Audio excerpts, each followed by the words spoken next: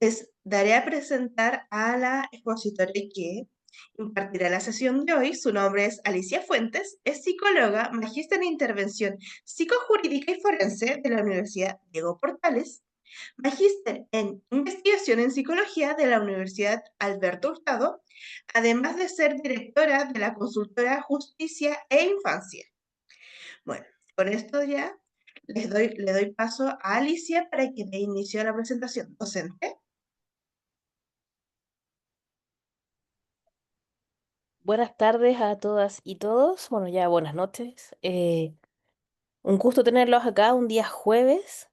Mucho más de 100 personas. Yo veo que sigue aumentando el número de personas que se une a esta sesión de hoy día. En un día acá en Santiago, por lo menos lluvioso, donde estoy yo, con truenos y relámpagos. Así que espero que no pase nada. Y bueno, adelantarles que estoy súper resfriada. Pero estamos acá, un resfrío no nos va a ganar. Pero de repente me pasa que me pongo a toser, así que cuando eso pase yo les voy a avisar para que, porque me voy a mutear en ese momento. ¿Ya? Pero la idea siempre, por supuesto, era poder estar con ustedes hoy día, así que el resfriado buscará una forma distinta de aparecer hoy, espero. Bien, voy a compartir mi pantalla. Y vamos entonces a este seminario del día de hoy. Como decía Ruth, este seminario está en el contexto, ¿cierto?, de este curso que hacemos junto con el ministro de la Corte de Apelaciones de La Serena, Felipe Pulgar. Él es juez, bueno, fue juez de familia, ahora es ministro de la Corte, es abogado, por supuesto. Entonces, si bien yo voy a mencionar algunos temas que son jurídicos, por supuesto que la idea es que quienes quieran ya entrar, ¿cierto?, en esta materia, profundizar, también puedan dejar quizás sus inquietudes para cuando también tengan la clase con él, porque él va a ser seguramente mucho más experto que yo en poder responder a aquellas consultas. Bueno, ¿qué nos trae hoy día? Este es uno de los temas, y este es un tema además relevante también de instalar, ¿cierto?, en la agenda, ¿cierto? Ojalá de capacitaciones, sensibilizaciones de formación que tiene que ver con la adopción.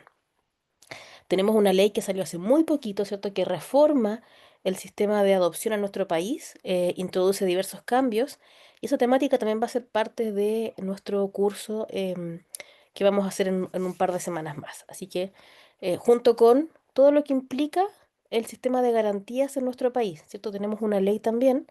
Somos buenos para hacer leyes, ¿cierto? Nos regulamos mucho con eso. Y tenemos una ley, la ley 21.430, que es la ley de garantías, que crea también, o más bien formaliza un sistema de garantías de los derechos de niños, niñas y adolescentes. Y dentro de ese sistema de garantías, junto con estar las instituciones también relacionadas con infancia, también están las normas y políticas. Entonces ahí tenemos, por supuesto, vamos instalando toda la normativa también nacional e internacional relacionada con, en este caso, ¿cierto?, con infancia y adopción en particular. Bien, ¿y qué vamos a hablar hoy día en este ratito?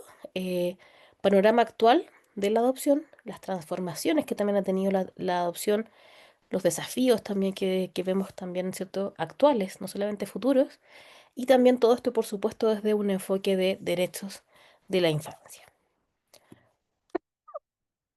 Como yo les decía, voy a hacer algunos puntos también respecto de normativa, em, porque también tenemos que partir por nuestro marco jurídico y normativo, ¿cierto?, internacional, partiendo por la que sería como nuestra Biblia, para todos, no solamente para abogados, abogadas, sino también para todos quienes trabajamos con niños, niñas y adolescentes, seamos del mundo de la psicología, del trabajo social, de la educación, salud. Quienes tengamos algún tipo de interacción con niños, niñas y adolescentes, deberíamos también, ¿cierto?, tener la convención como un instrumento que es nuestra base, ¿cierto? Y sobre ese instrumento también se han, digamos, establecido otras normativas como la actual que tenemos en Chile, que es la Ley de Garantías.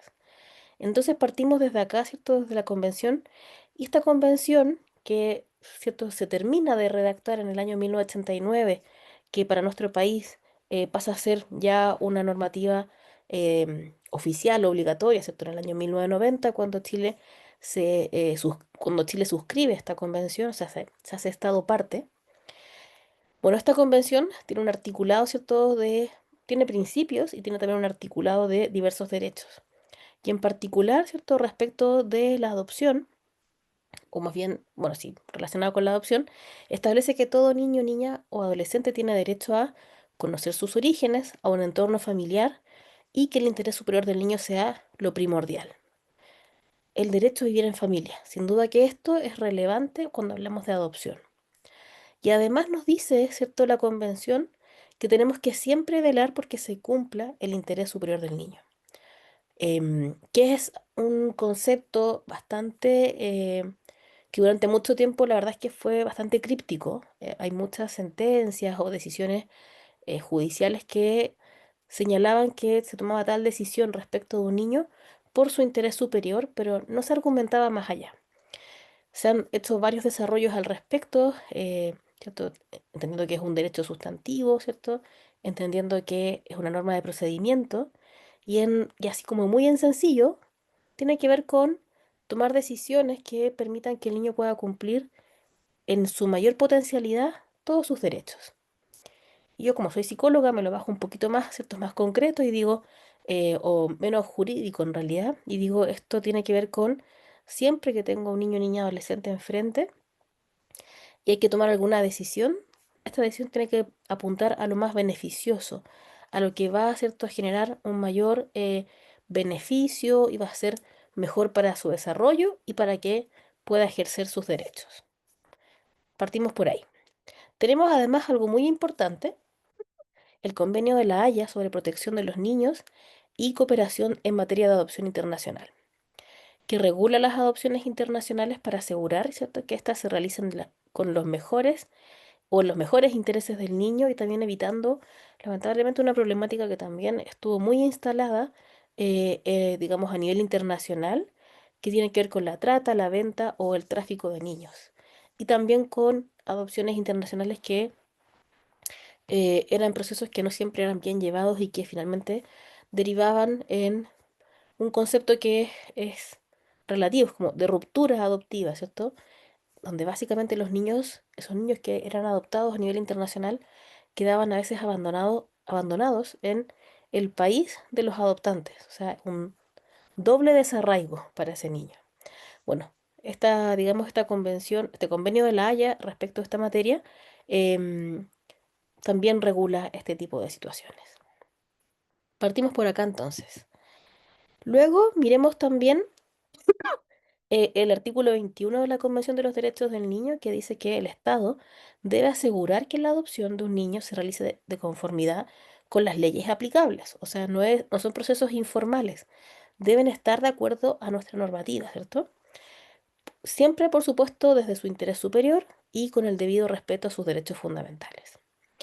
Y estos derechos, ¿cierto? O digamos, algunos de los derechos que están involucrados, implicados en la adopción, tienen que ver con el derecho al nombre, a la identidad, al vínculo familiar, a conocer sus orígenes. Esto también es un elemento relevante porque en nuestra antigua legislación los niños no podían conocer sus orígenes de manera como digamos, como de manera igualitaria, ¿cierto? Dependía mucho también de su familia adoptiva.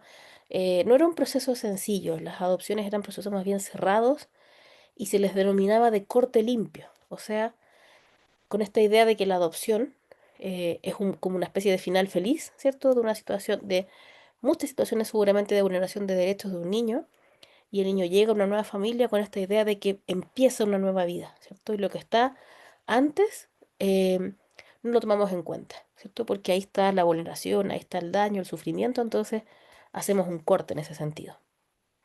Esta legislación reconoce que el niño tiene derecho a sus vínculos, a los vínculos significativos, a los vínculos que ha creado, por ejemplo, en una residencia con otros niños, en su familia de origen, con, por ejemplo, sus hermanos, en una familia de acogida también.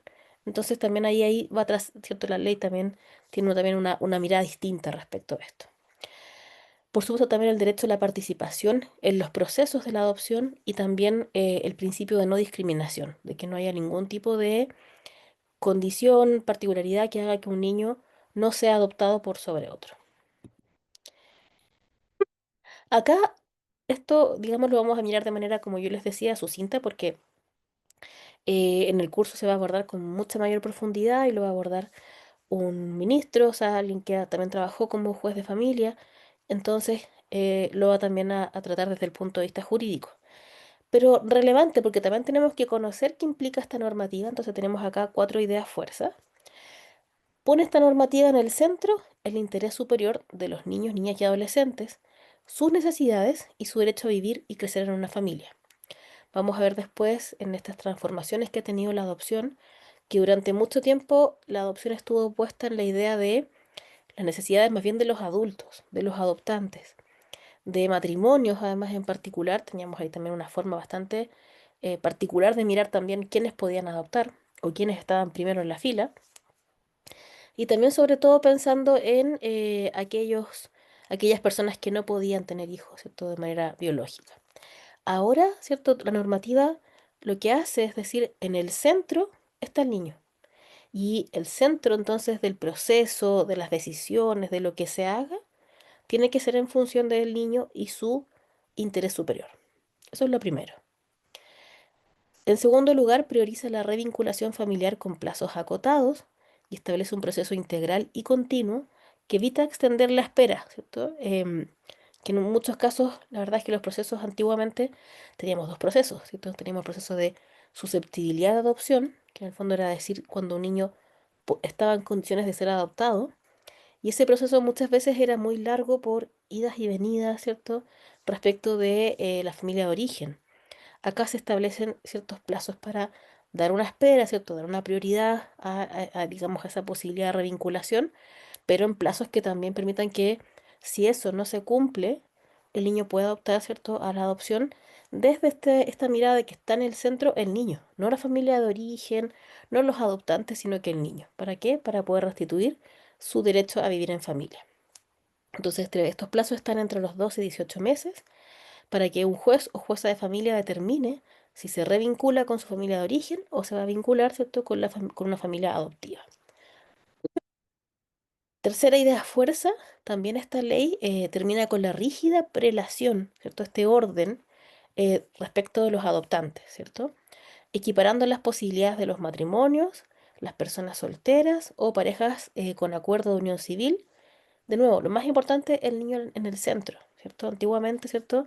Bueno, digo antiguamente, pero esto, digamos, lo tuvimos hasta hace un par de semanas o meses atrás. Quienes tenían prioridad eran los matrimonios, ¿cierto? Matrimonios chilenos, luego los matrimonios extranjeros, y luego podían estar otras personas distintas, personas solteras, viudas, etcétera. Entonces, también había un foco ahí muy conservador puesto en el matrimonio, ¿ya? Y con esta idea también de favorecer a aquellas personas que, ¿cierto?, tenían dificultades para tener hijos, y veían entonces la adopción como una forma de hacer familia, pero con ese foco más en puesto en los adultos adoptantes que en el niño. Y luego una cuarta idea fuerza establece que el niño o niña adoptado podrá mantener contacto con su familia de origen, lo que les contaba antes, ¿cierto? Incorpora posibilidades excepcionales para que las familias de acogida, que han tenido por periodos extensos a niños y niñas, también puedan ser una familia adoptiva. Anteriormente, con la ley antigua, no podían las familias de acogida eh, ser potenciales padres adoptivos. Y la verdad es que muchas familias de acogida tenían la intención, después de haber estado mucho tiempo con un niño o niña, un niño que crecía, se desarrollaba con ellos, que establecía vínculos muy profundos, ¿cierto? Porque había una interacción cotidiana como familia, pero no podían optar a la adopción. Entonces, la verdad es que había un sinsentido también, digamos, en ese punto. Y también se perfecciona el delito de obtención ilegal de un niño o niña adolescente, haciéndose cargo de las adopciones ilegales que también fueron parte, ¿cierto?, de lo que pasaba en nuestro país antiguamente. Entonces, esto como una mirada rasante de nuestra nueva ley de adopción. Hay mucho que profundizar, pero también desde ya estas ideas fuerzas nos muestran un cambio de mirada, ¿cierto? Un cambio que va, digamos, llevándonos a poner al niño al centro. Es el niño el que está antes de la adopción, siendo o no teniendo, digamos, la posibilidad de cumplir este derecho de vivir en familia, porque ha sido un niño separado de la familia de origen, ¿cierto? por situaciones, por supuesto, que tienen que ver con vulneración de derechos. Ese niño ha sido trasladado, por ejemplo, a una residencia proteccional o, en un mejor caso, a una familia de acogida, ¿cierto? Pero no hay pero digamos la adopción es una posibilidad más definitiva, mirando al niño y su derecho a vivir en familia, ¿cierto? Y a restituirle digamos, este derecho que los adultos, ¿cierto? No pudieron cumplir. Bien, entremos entonces, salimos un poco de lo normativo, entramos un poco, ¿cierto? Para tener un marco general y ahora, ¿cierto? Algunos elementos más específicos sobre adopción, desde el punto de vista más psicosocial. La adopción es una manera de constituir familia, ¿cierto? Con un niño, niña, adolescente con el cual no hay un lazo de consanguinidad, digamos, respecto de los padres adoptantes. Y como decíamos, y voy a repetir seguramente varias veces en esta charla, es una medida de restitución de su derecho a vivir en familia. Y además, bueno, tenemos que pensar que acá tenemos al niño al centro, pero también tenemos que mirar, ¿cierto?, desde una forma más amplia de ver la situación a la familia de origen. También está, ¿cierto? También está ahí. Y como decíamos antes, también pueden haber algunos vínculos que para el niño sean significativos y sean saludables, ¿cierto? Y que pudiese conservar. Y esta nueva ley le permite eso. Eh, Puede, por ejemplo, conservar el vínculo con sus hermanos, o a lo mejor hay una abuela que también ha sido significativa, pero no se puede hacer cargo del niño y el niño entonces pasa a la adopción, pero puede mantenerse todo ese contacto. Y también por otra parte, también mirar, ¿cierto?, a las familias adoptivas. Este es un fenómeno que es complejo la adopción, porque tenemos que ver esta triada adoptiva, ¿cierto? Como el niño, familia de origen y familia adoptiva. Y mirarla también desde una idea de intervenciones que sean en ese sentido integrales. Y este equilibrio, ¿cierto?, en esta triada va a ser crucial para asegurar que sea ese niño, niña, adolescente el que pueda integrar su pasado, ¿cierto? No es el corte limpio, no es lo que pasó antes ya no existe o vamos a pensar que como que lo dejamos atrás. Está presente y seguramente está muy presente también en cómo los niños se vinculan, ¿cierto? Y también hay elementos relacionados con trauma también ahí.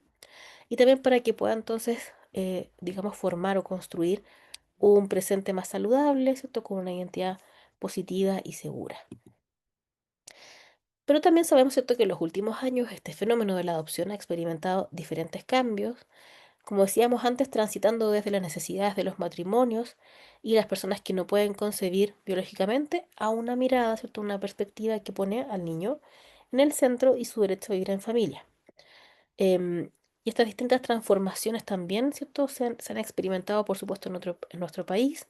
Hay un aumento de las adopciones de niños y adolescentes de diversos orígenes sociales, étnicos, culturales, sobre los 3 años de edad también, y con diferentes necesidades especiales, que antiguamente se le decía adopciones especiales porque eran más bien excepcionales, pero ahora con estas transformaciones, ¿cierto?, actuales de la adopción, la verdad es que ya no son excepcionalidades, son, digamos, condiciones mucho más habituales. Por ejemplo, en casos de niños, bueno, con un origen racial, étnico, nacionalidad distinta a la familia adoptiva, de mayor edad, pertenencia a grupo de hermanos, también en algunos casos, situaciones de salud físico-mental o también de discapacidad. Entonces, lo que vemos acá finalmente respecto de las adopciones contemporáneas, y esta es una tendencia no solamente en Chile, sino que a nivel mundial, ¿cierto? Transformaciones socioculturales respecto del parentesco y la diversidad de perfiles, tanto de los niños, ¿cierto?, en la adopción, como también de sus familias adoptivas. Y acá, ¿cierto?, tenemos como esta mirada de cuáles son estas diversidades, ¿cierto? Y también complejidades respecto de las adopciones contemporáneas, como decíamos antes, respecto de los niños, niñas y adolescentes de edades cada vez mayores. Durante mucho tiempo, em, los adoptantes preferían niños mucho más pequeños, ojalá, ¿cierto?, bebés con pocos meses de vida. em, pero también ahora hay familias que se abren más a la posibilidad de adoptar niños mayores sobre los 3 años. También grupos de hermanos, lo que también implica una complejidad respecto de si es factible que una familia pueda adoptar al grupo de hermanos o de no ser factible, ¿cierto? Que esos niños puedan mantener su vínculo. Diversidad étnica y racial. También pensemos en nuestro país, ¿cierto? Respecto de los flujos migratorios que hemos recibido en los últimos años, también ahí, ¿cierto? Hay niños que o son de una nacionalidad distinta o sus familias de origen son de sus nacionalidades distintas a la familia adoptiva. También necesidades de salud y algún tipo de discapacidad, las más complejas que tienen que ver con discapacidad mental o, digamos, intelectual o aquellas a nivel físico que requieren de muchos cuidados e intervenciones. En cuanto a cómo se inicia la adopción, procedimientos o modalidades, las causales son más variadas también. Hay situaciones de abandono, ¿cierto? Lamentablemente, abandono, negligencia, también una entrega voluntaria a veces de algunos progenitores, ¿cierto? Sobre todo de niños recién nacidos, y también cuando se decreta, ¿cierto? Por parte de un tribunal, la inhabilidad parental de la familia de origen. Y respecto a las familias adoptivas, también se ha visto una mayor diversidad, que también es lo que recoge esta nueva ley. Siempre sabemos que la ley va como un poquito después del fenómeno que está ocurriendo, digamos, a nivel social. Y entonces vemos que las familias pueden ser matrimoniales, pero no solamente aquellos, sino también monoparentales, o sea, una figura parental, homoparentales, también con hijos previos. O sea, no son solamente familias que tienen una dificultad para tener hijos, ¿cierto? Un problema de infertilidad. También tienen que ver con una idea distinta de hacer familia, que también puede incorporar junto con hijos biológicos, ¿cierto? Hijos adoptivos. Bueno, en síntesis entonces tenemos un aumento de adopciones nacionales, entre comillas, más complejas, ¿cierto? Por toda esta diversidad, ¿cierto? Respecto de los niños, de también las familias de origen. Y esto, como dice cierto Verastegui, implica que a medida que aumentan las necesidades especiales, las complejidades también de un caso en particular, de un niño, niña, adolescente, también eso implica lamentablemente que disminuyen las familias disponibles para hacerse cargo de esos cuidados, ¿cierto? Sobre todo en casos, por ejemplo, de situaciones de discapacidad o algún tipo de situación en el ámbito de salud. Como decíamos al principio, ¿cierto? La adopción tiene que ser entendida como parte de un sistema de garantías. Está ahí, ¿cierto? En nuestro país, esta ley de garantía ya hace 3 años. No puede ser una ley simbólica, tiene que también, ¿cierto?, ser parte de nuestro día a día y articularse con las leyes, todas las leyes que tengamos en el país respecto de infancia. La ley de adopción es posterior a esta ley de garantía, así que viene mucho más en armonía que con la ley 20.430. Y entonces desde ahí, reiterar, ¿cierto? La adopción no es una solución para los adultos. em, es, dejamos atrás esta visión adultocéntrica, ¿cierto? No es que no consideremos a las familias adoptantes, pero la vamos a considerar en equilibrio, ¿cierto? Con las familias de origen y con el niño en el centro. Y pasar entonces de eso a una mirada, ¿cierto?, puesta en el enfoque de derechos humanos de niños, niñas y adolescentes. Un segundo.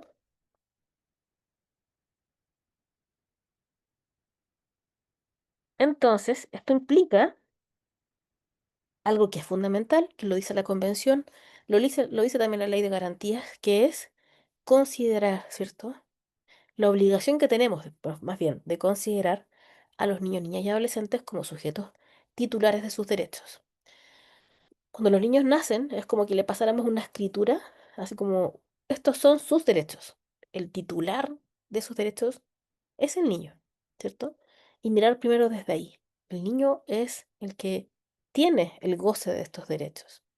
Y en particular cuando hablamos, ¿cierto?, de adopción, tenemos el derecho a vivir en familia, por supuesto, junto con otros derechos más que son fundamentales.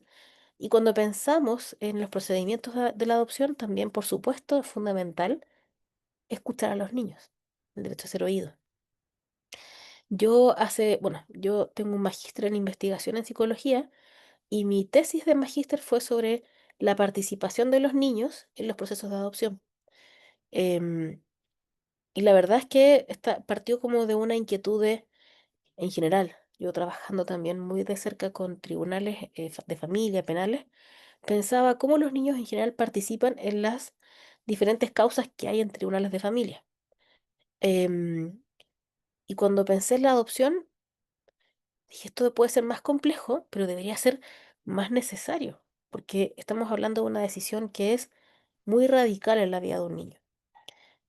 Pero lo que me encontré finalmente en esta tesis de magíster como resultados, después de haber hecho entrevistas, haber conversado con jueces de familia, consejería técnica, programas de representación jurídica, es que a los niños en la adopción se les escucha muy poco. Con esta idea de, eh, es que ya han sido niños que han pasado por muchos procesos, son niños que pueden estar muy dañados, entonces el solo hecho ya de citarlos a una audiencia reservada puede implicar también un daño para ese niño, digamos un nuevo daño. El problema es que ese tipo de consideraciones que puede ser, quizás uno lo escuche y puede verlo, escucharlo muy lógico, va en contra de esto, de decir que el niño es el titular del derecho. El niño tiene el derecho a ser oído y es el niño el que puede decir si quiere o no ser oído. ¿Cierto? No es una obligación para el niño, ¿cierto? Es una participación voluntaria desde ahí, pero la decisión está puesta en el niño, no está puesta en otros. Otro no puede suplir, ¿cierto? Esa decisión que debe estar puesta en el niño. Los adultos, el resto, el entorno, el contexto, el sistema judicial, tiene que entregar las condiciones necesarias, propicias, para que ese niño pueda ser escuchado sin que se afecte, ¿cierto? Sin que se le genere un daño por eso. Entonces tenemos que también ahí equilibrar también, sin duda, este tipo de situaciones y también es lo que se espera con la ley de garantía, perdón, con la ley de adopción. Algunas cuestiones también importantes que también yo voy a revisar ya con más profundidad en el curso, tiene que ver con esta vinculación que también se ha hecho entre trauma, adversidad temprana y adopción, porque son ciertos conceptos y fenómenos que también van relacionados. La mayoría de los niños adoptados han vivido adversidades previas, ¿cierto? Situaciones de abuso, abuso físico, sexual, maltrato, negligencia, institucionalización, múltiples separaciones, sin duda que sí. Y todo esto puede constituir un trauma complejo, ¿cierto? Estamos hablando de eh, situaciones de violencia interpersonal. No es una violencia, digamos, genérica, sino que es una violencia que proviene de sus vínculos más significativos, ¿cierto? Y es respecto de los cuales entonces ha sido separado, ¿cierto? Pero aun cuando se haya sido separado de aquellas personas que generan, ¿cierto? Esta afectación, esta vulneración, el trauma se mantiene en los niños, ¿cierto? No porque un niño, por una orden judicial, ¿cierto? A los 6 años se vaya a una residencia proteccional o a una familia de acogida, hasta ahí llega la afectación, ¿cierto? El daño también a nivel psicológico. Eso lamentablemente sigue operando en el niño. Ese es el trauma complejo y eso va a afectar el desarrollo cerebral, emocional y relacional. Durante los últimos años hemos trabajado mucho más respecto a este concepto trauma complejo. Yo creo que también ha ido permeando en muchos contextos, em, con esta idea de que el trauma, ¿cierto? Es la experiencia, es la situación. En el caso de un niño puede ser, por ejemplo, el maltrato físico y psicológico que vivió hasta los 5 años, por ejemplo. Pero el trauma en sí mismo, no es solamente la situación o las situaciones de maltrato, son todas las consecuencias que van a acompañar a ese niño durante mucho tiempo. Y esas consecuencias además en el caso del trauma complejo, junto con esta sintomatología que es muy propia del estrés postraumático, como estar hiperalerta, más reactivo al entorno, evitando los estímulos que recuerdan el trauma. Junto con eso también aparecen dificultades en términos de los vínculos. Hay mucha desconfianza, dificultades para establecer vínculos y también a nivel de la autorregulación. Entonces, estas experiencias tempranas de adversidad, también se le dicen experiencias adversas tempranas, ¿cierto? Pueden alterar funciones ejecutivas, o sea, están aquí en nuestra corteza prefrontal, la regulación emocional, que también está acá, porque también las funciones ejecutivas también tienen que ver con lo emocional, la memoria, ¿cierto? La atención, diferentes funciones también en ese ámbito a nivel cognitivo, el apego y también la sensibilidad al estrés. Sin embargo, esto no es algo que sea como una sentencia definitiva para un niño. Es verdad, ¿cierto?, que el trauma complejo viene de la violencia sufrida respecto de los vínculos más cercanos y tempranos de un niño, pero también puede ser la posibilidad, el vínculo puede también ser la posibilidad de reparación. Entonces, la adopción temprana, ojalá lo más temprano posible, ¿cierto? Y estable, o sea, propiciar un proceso que sea adecuado, ¿cierto? Y que no pensemos solamente que la adopción culmina cuando un juez o una jueza de familia decreta la adopción. La verdad es que eso es un momento casi inicial de todo el proceso más relevante que tiene que ver con todo lo que pasa post adopción. Entonces, ese acompañamiento para que sea una adopción estable, todo eso puede también ser un factor protector, ¿cierto? Dado que se ofrece un entorno reparador que posibilite la recuperación de ese niño o niña.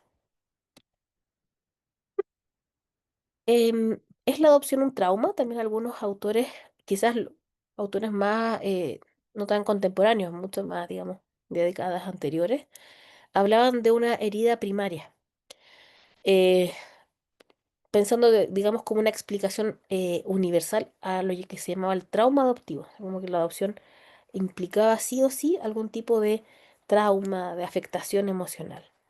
Autores más recientes, Brandinsky, Gunnar Palacios, que también es un psicólogo español que también ha investigado mucho sobre adopción, rechazan esta idea de que todas las adopciones sean traumáticas o todas generan una afectación. La adopción en sí misma no constituye un trauma cuando siempre se haga esto en un contexto adecuado, cuidadoso, sobre todo si ocurre temprano en la vida de un niño y en contextos estables, como decíamos antes. ¿Quiénes pueden eventualmente experimentar la adopción como algo traumático? Cuando se combinan algunos factores, como experiencias previas de maltrato o abandono, la falta de validación social o familiar respecto de la adopción, por ejemplo, dificultades respecto de el apoyo que pueda tener la familia adoptiva, ¿cierto? Como validación de esta nueva forma de generar familia. La estigmatización o microagresiones también que puede sufrir un niño o niña después de la adopción. Y también, y esto es eh, más que a propósito de la adopción, es a propósito, ¿cierto?, de las experiencias previas, la inseguridad en los vínculos de apego. Yo hace un par de días atrás estuve en una charla con tutores y monitores de una fundación que van los días sábados a residencias de niños, que hacen un trabajo muy bonito los días sábados trabajando con los niños en diferentes habilidades. Y hablábamos de trauma y lo que implica vincularse con los niños que están en residencia y hablábamos sobre cómo eran esos vínculos. Y me acuerdo de una persona que dijo que había un niño que creo que le había dicho, así como, ¿para qué me quiero aprender tu nombre si no sé si vas a volver? Esa frase es muy decidora de lo que implica el trauma y cómo ese trauma afecta a los vínculos. Esa niña o niño no estaba segura de si me apego, es como me encariño contigo, ¿cierto? m- Me acuerdo de tu nombre, de quién eres, te hago parte de mi vida si en realidad a lo mejor en 2 sábados más ya no te voy a ver. Em, Esas intervenciones son súper cuidadosas, efectivamente hay una estabilidad en los vínculos, pero también nos encontramos con esta inseguridad que proviene en el caso de los niños de bueno, de toda la violencia interpersonal que vivieron a propósito, ¿cierto?, de sus vínculos significativos más tempranos. Entonces sí, acá sí, en esta combinación de factores, no es solo uno, puede ser que la adopción sea digamos, se experimente de forma traumática porque está también toda la inseguridad respecto de si efectivamente estos vínculos, esta familia, eh, efectivamente me va a querer, va a ser estable, voy a estar con ellos o voy a sufrir una nueva situación de abandono. Algo muy importante, y ya con esto vamos cerrando la presentación, la adopción como proceso de recuperación y neuroplasticidad. ¿Ya? Entonces vamos a dejar algunas ideas, ¿cierto?, ya asentadas. El trauma en sí, o sea, la adopción en sí misma no es traumática. Hay algunas variables, ¿cierto? Y condiciones que interrelacionadas pueden hacer que sea un proceso más complejo para algunos niños, ¿cierto? Em, Y además también digamos, este trauma y complejo y todos sus efectos en el desarrollo y en el neurodesarrollo en particular pueden ser revertidos, ¿cierto? ¿Por qué? Porque el cerebro, y me encanta decir esto, es un órgano social. Eh, Nosotros cuando nacemos con un cerebro bastante inmaduro, porque si estuviera mucho más maduro, seríamos más cabezones, no podríamos nacer. Tiene un desarrollo muy incipiente, ¿cierto? Nuestro cerebro. Pero los estudios cada vez nos dicen que el cerebro termina de desarrollarse en cuanto a estructura, ¿cierto? Como los cimientos más importantes después de los 20 años. O sea, tenemos un periodo muy extenso de desarrollo del cerebro, ¿cierto? De este órgano, fuera de el vientre materno. Y eso nos hace muy distintos respecto también de otras especies. Y también entonces pone en relieve el papel de las relaciones interpersonales, de los vínculos y de las experiencias tempranas en relación a este cerebro. Pero nuestro cerebro es plástico, ¿cierto? Incluso tras las experiencias adversas severas que pueden vivirse en la infancia, los niños pueden mostrar recuperación en dominios como crecimiento físico, cognición, apego, ¿cierto? Cuando se les ofrecen nuevas posibilidades de vínculo. Mientras más vínculos sanos y estables tenga un niño que ha sufrido trauma en su infancia, más posibilidades de recuperabilidad en ese sentido. También se ha dicho que la edad de la adopción es crítica. Cuanto más temprana la adopción, mayores también probabilidades de recuperación. Eso no implica que los niños mayores, ¿cierto? No se vayan a recuperar o no vayan a tener posibilidades, ¿cierto? De, eh, digamos, tener mejores opciones, ¿cierto? En su desarrollo. Pero es un desafío y sabemos que actualmente las adopciones, ¿cierto? A nivel internacional y nacional, están siendo también de niños mayores. Entonces también hay que reforzar ahí, por supuesto, el tema de los vínculos, el acompañamiento a el enlace adoptivo, ¿cierto? Y los vínculos que se forman entre el niño y su familia adoptiva.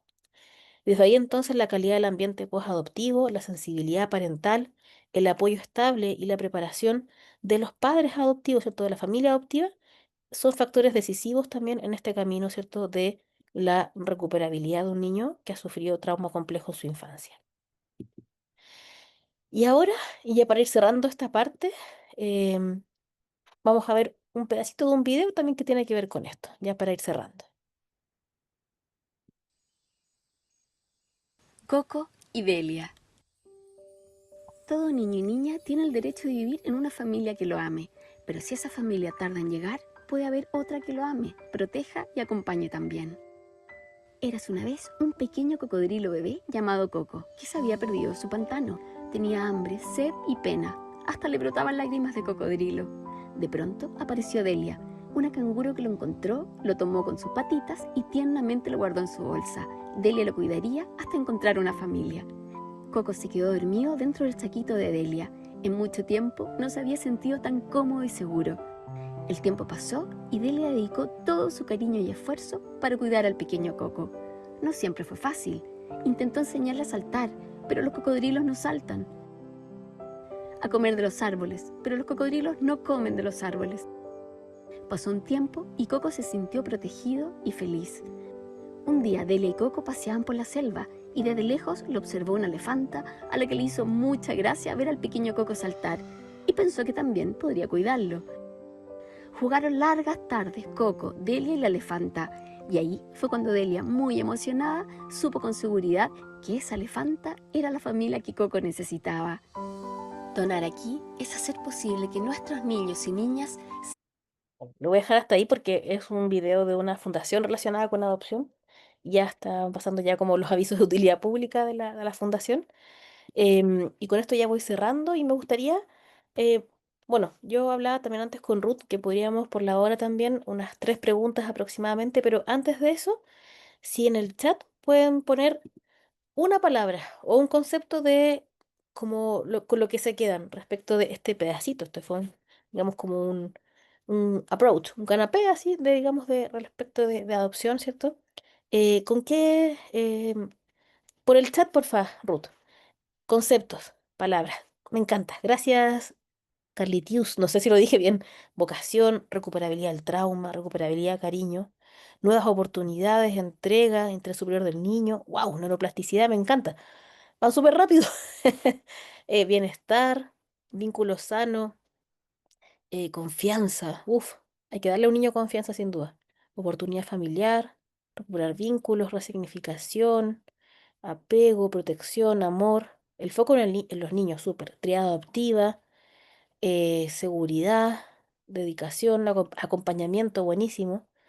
Respeto, responsabilidad, sensibilidad parental, resignificación. Wow. Hacer familia, ¿cierto? Esperanza, vínculo. Buenísimo. Yo creo que son todos esos elementos, ¿cierto? Partimos desde el amor, pero eh, necesitamos mucho más que solo eso, sobre todo las familias adoptivas que necesitan, como ustedes varios dijeron, un acompañamiento, ¿cierto? Un proceso también donde se entienda que la adopción no es todo lo que pasa hasta que se llega a la decisión judicial, ¿cierto?, de la adopción. Todo lo que viene después es sumamente relevante. Natalia dice que se escuche la opinión del niño. Me encanta. Necesitamos que los niños sean escuchados en estos procesos. Y con esto ya voy cerrando para las preguntas. Eh, Imagínense si ustedes les dicen mañana que se van a ir de sus casas, eh, que se van a ir a un cierto lugar, que pueden tomar algunas cosas y que esa es la decisión. Y nadie les preguntó antes alguna opinión de, no sé, qué está pasando en tu familia, eh, digamos, por qué se toma esa decisión, qué les gustaría a ustedes. Imagínense una decisión así tomada como sin ningún tipo de participación, sin escuchar a un niño.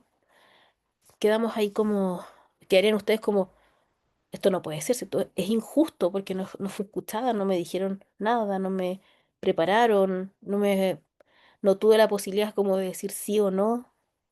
Bueno, también está esa situación. Bueno, vamos a ver preguntas entonces, Ruth. Y yo creo que con manitos levantadas es más fácil.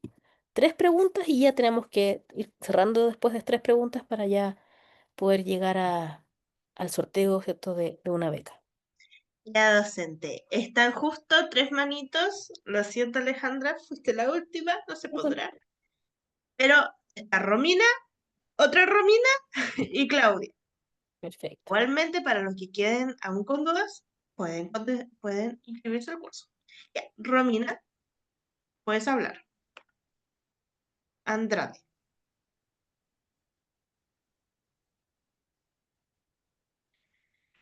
Romina Andrade, ya te di. Ahora sí, disculpen, no podía sacar el micrófono. Mire, mi pregunta va enfocada en el tema de la adopción temprana y cómo esto podía llegar a ser un factor protector para el niño, ¿cierto? Y que sería que mientras más temprano fuera la adopción, más reparadora podía ser la oportunidad familiar para con el niño. Pero también dentro del seminario se habló que hoy en día en Chile también se está dando mucho la opción de la adopción preadolescente y adolescente. Y estos niños ya vienen con estos traumas complejos desde las a veces familias, residencias igual, y después pueden llegar a pasar a estas familias de acogida y después recién a un proceso de adopción. Ujú. Entonces, como usted, ¿cuál cree que sería como los factores protectores quizás que podría llegar a entregar esta familia en post contacto de la adopción? Sí, gracias, Romina. Es que yo creo que ahí está como digamos, un gran desafío actualmente, porque ¿cierto? Las investigaciones nos hablan de que ojalá los niños sean adoptados tempranamente, ¿cierto? Que ojalá la institucionalización sea lo más breve y corta posible, porque ahí también hay mayores posibilidades, ¿cierto?, de recuperabilidad. Pero en la práctica, efectivamente hay muchos niños que se adoptan muy tempranamente, pero sabemos también que hay niños que son más grandes, sobre los 3 años, y también están siendo adoptados. Y sin duda que es un desafío, porque además hay más familias que están abriéndose a esa posibilidad. Entonces ahí, Romina, lo que se debería hacer es sin duda fortalecer el trabajo previo, la preparación, ¿cierto?, de ese niño, de la familia adoptiva para la adopción y luego, ¿cierto?, procesos de acompañamiento extensos, todo el tiempo que requiera la familia, que requiera el niño para poder hacer ¿cierto?, una buena conexión en la adopción, en el vínculo, porque lo que más va a costar probablemente en niños de mayor edad sea el establecimiento de vínculos de confianza entre el niño y su familia adoptiva. Entonces hay que trabajar mucho ahí respecto de eso, de la seguridad, de la confianza, como decían ustedes. Eh, Ese debería ser como el gran objetivo, ¿cierto?, de intervención en los acompañamientos post-adoptivos, que también los incluye también la nueva ley de adopción. Y también trabajar mucho con las expectativas tanto del niño o niña como de la familia adoptiva. De repente también está esta idea como de, como yo les decía, de final feliz, como que muchos tienen esa idea de final feliz y no es un final, es recién un inicio de un proceso que es muy largo, que a veces es difícil, es complejo y hay que trabajar mucho entonces con las expectativas de la familia adoptiva y también en que se constituyan para ese niño o niña en adultos estables, en adultos seguros, en adultos en los que el niño, pese a que a lo mejor puede em, mostrar muchas actitudes quizás de rechazo, de molestia, que son parte también del daño, ¿cierto? Del vínculo, porque de alguna forma también se pone a prueba, trabajar también con esos adultos para que puedan sostener y acompañar ese proceso que muchas veces es muy largo. Entonces, mirar la complejidad de la adopción en ese sentido y proporcionar ese trabajo previo de preparación, pero sobre todo el acompañamiento posterior todo el tiempo que la familia lo requiera. Eso, Romina. Y ahí trabajar sin duda en fortalecer ese vínculo, en trabajar ese vínculo, y eso va a ser difícil, y eso también hay que trabajarlo tanto con las familias como con el niño. Preguntan harto en el chat qué es un periodo extenso para una familia de acogida que quiera adoptar. En este momento eso no lo sé, prefiero comentarles así directamente porque como es algo que tiene que ver más con los, digamos, los periodos y los plazos que establece la ley, y yo les comentaba, como eso, ¿cierto?, es más del ámbito jurídico o normativo, tendríamos que dejarlo, si es que pueden hacer el curso, si es que lo pueden revisar también en la ley de adopción. Vamos con Romina ahora, la segunda Romina, Romina Riquelme. Sí, hola. Yo tengo dos pequeñas dudas relacionadas como al mismo tema. Yo trabajo en una residencia de protección de niños, entonces la ley de nueva adopción como que es algo que he estado dando ahí vueltas. Mi pregunta en primer lugar, que ahora no sé si se va a poder responder considerando lo que mencionas que hay otra persona que maneja más como lo jurídico, pero la ley de adopción actual hay una causal que nos permite vincular al niño con terceros significativos por el periodo de vinculación, como que ellos puedan tener. Es decir, nosotros en la residencia vinculamos a niños con padrinos y después estos padrinos pueden adoptar como por esta causal, que es por el periodo de vinculación que tuvieron.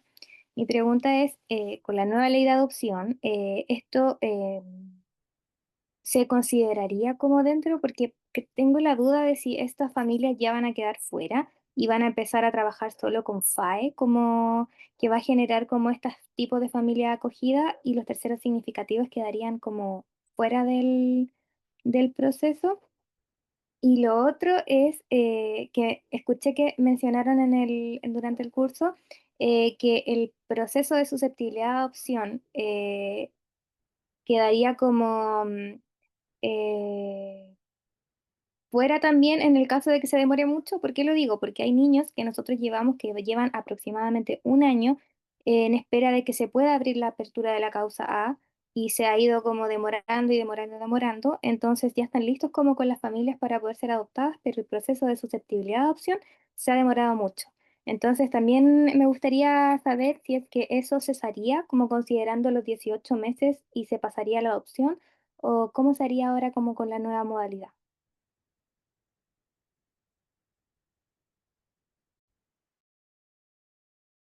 Perdón, estaba ahí muteada. Sí, la verdad es que ahora, Romina, quizás no voy a poder ser la más precisa como yo les comenté desde el inicio traté de bajar expectativas desde el inicio porque soy psicóloga, he visto la ley, pero también no quiero ser irresponsable en responder preguntas que son del ámbito jurídico. Pero la primera pregunta es un poco más compleja para mí, la segunda tiene que ver teníamos antes de la ley de adopción dos procesos, ¿cierto? La susceptibilidad de adopción y la adopción en sí misma. Ahora es solo un proceso, ¿cierto? Que es el de adopción. Y, ¿cierto? Está el plazo entonces respecto de la posibilidad de revinculación con la familia de origen que digamos, se le da, ¿cierto? Una posibilidad, pero está este plazo que fija la ley entre 12 a 18 meses. Cuando eso entonces, durante ese plazo, no se produce esta vinculación adecuada, ¿cierto?, entre el niño y su familia de origen, adecuada, estable, entonces es cuando el niño puede pasar al proceso de adopción, ¿ya? Antiguamente la susceptibilidad de adopción, em, la verdad, desde la práctica, más allá incluso de lo normativo, eran procesos donde siempre estaba puesto, no sé siempre, pero había también una idea también que viene desde quizás sesgos, ideas preconcebidas también de la magistratura de familia, de que la familia de origen siempre era una buena opción, siempre estaba la posibilidad de. Entonces eso hacía que se pusiera primero el interés de la familia de origen más que la de los niños. Por eso teníamos algunas causas que eran muy extensas, donde, no sé, pasaba un año y de repente aparecía alguien de la familia de origen, se trataba de vincular con el niño, iba un par de veces, por ejemplo, a la residencia y después dejaba de ir. em, y era como volver entonces a esperar que volviera y ya pasaba de nuevo un año, pero volvía a ir y así. Entonces, de alguna forma la ley dice, vamos a darle un periodo a eso, lo vamos a acotar cuando eso ya se va, digamos, se acaba y no se produjo una vinculación adecuada, sobre todo adecuada desde la estabilidad del niño, y tú a lo mejor, Romina, lo sabes mejor que yo, ¿cierto? Esto de ir a las residencias a veces, ¿cierto? Pero luego dejar un tiempo de ir, entonces eso no es estable. Si eso pasa, el niño ya podría pasar al proceso, que es un proceso ahora, ¿cierto?, de adopción, no de susceptibilidad, sino que se espera digamos, ese plazo y luego entonces vamos al proceso judicial, que ahora es solamente uno, no son dos procesos judiciales. Me quedo en el tintero con la otra pregunta, Romina, pero como le decía, vamos a abordar mucho más en detalle y lo va a abordar además alguien que es del mundo jurídico, así que, y que fue juez de familia, así que también esa pregunta a lo mejor se puede responder mejor ahí. Y vamos ahora con Claudia. Es nuestra última pregunta. Y me estoy quedando sin voz, perdón. Me disculpo, pero ya a esta hora del día. Así Hola, que buenas noches. buenas noches, Claudia. Mi consulta es respecto a, bueno, el tema de la no discriminación. No sé si usted sabe cómo el Estado está apoyando esto de la adopción respecto a los niños, niñas y adolescentes, por ejemplo, que tengan algún tipo de problema, ya sea de capacidad diferente o enfermedades complejas. Me da la impresión que no hay como un incentivo por parte del Estado para que las personas que quisieran adoptar adopten niños en estas condiciones. Por tanto, me da la impresión de que todos esos gastos los cubriría quien va a adoptar. Y lo último es, no sé si la diferencia de edades, por el tema de que ahora somos más longevos, no sé si hay alguna modificación ahí. Eso. Súper. Gracias, Claudia. La última pregunta no la puedo responder porque ahí desconozco respecto de las diferencias de edad. Respecto de lo primero, ahí Claudia apunta en la primera pregunta a los acompañamientos posadoptivos. Y la ley habla de los acompañamientos posadoptivos, pero también esta ley necesita reglamentos y también necesita cierto de protocolos que tenga que sacar el servicio, la unidad también, perdón, la línea de adopción que tiene el Servicio de Protección Especializada. Entonces, ¿cómo se van a dar esos acompañamientos? La forma en que finalmente van a ocurrir respecto de ciertos casos en particular, ¿cierto? De discapacidad, de problemas de salud mental o salud física, u otro tipo de, digamos, condiciones que hagan más compleja la adopción, porque ya sabemos, no tenemos que, digamos, hacer un diagnóstico, ya sabemos que ese tipo de situaciones pueden generar rupturas adoptivas, ¿cierto? Que son devastadoras para un niño. Un niño que aquí lamentablemente se le dice como coloquialmente, son devueltos, ¿cierto? Entonces, cuando no generamos acompañamientos posadoptivos al niño, a la familia, cuando están en esas condiciones, es muy probable que tengamos muchas dificultades y en algún momento la familia lo que va a hacer no es que devuelva al niño porque no es un producto, ¿cierto?